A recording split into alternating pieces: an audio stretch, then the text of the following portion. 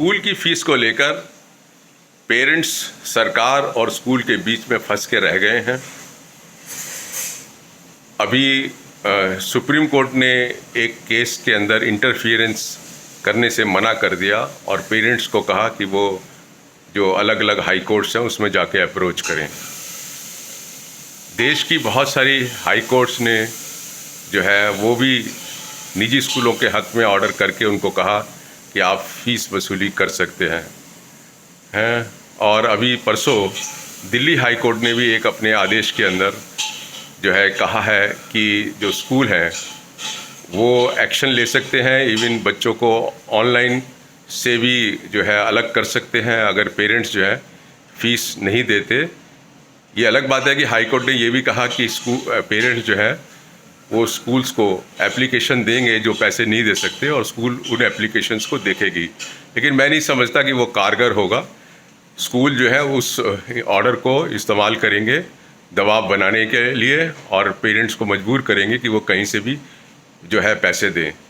अभी बहुत एक इंटरेस्टिंग चीज़ है कि महाराष्ट्र में 100 स्कूल से भी ज़्यादा स्कूलों की चेन ने ये माइक्रो लोन का प्रोविज़न ईजाद किया है कि वो पेरेंट्स जो फ़ीस नहीं दे सकते वो लोन ले लें।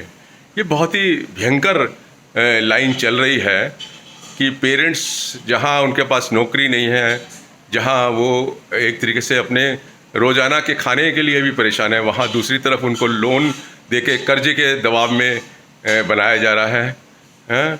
और जो सरकार है वो कोई कामगर कदम नहीं उठा रही है। हमारा कहना था कि सेंट्रल गवर्नमेंट जो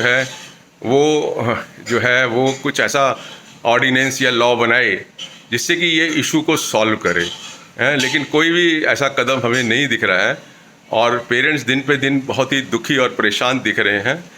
कुछ एक सेक्शन है पेरेंट्स का जिनको सरकार से जो है वो रीइंबर्समेंट होता है स्कूल फीस, या जो है वो बहुत रिच हैं, उनको कोई परवाह नहीं है, लेकिन बहुत बड़ा सेक्शन 70-80% जो पेरेंट्स हैं जो प्राइवेट स्कूल में अपने बच्चों को भेजते हैं उनकी हालत इस टाइम जो है काफ़ी खस्ता है। तो सरकार को चाहिए कि वो इसके अंदर जो है इंटरवीन करे और ये इंश्योर करे कि जो पेरेंट्स हैं उनको एक राहत मिले और जो प्राइवेट स्कूल के टीचर्स और दूसरे एम्प्लॉइज़ हैं उनकी सैलरी का भी कोई प्रबंध सरकार को करना चाहिए। सरकार कहीं भी ये कहने को तैयार नहीं है कि हम अपने गवर्नमेंट स्कूलों को इतना इम्प्रूव करेंगे कि पेरेंट्स को एक अल्टरनेटिव दिखे, हैं। और अभी तो फ़िलहाल कोई अल्टरनेटिव दिख नहीं रहा है और इसीलिए जो पेरेंट्स हैं उनका निजी स्कूलों से मोह जो है वो भंग नहीं हो रहा है।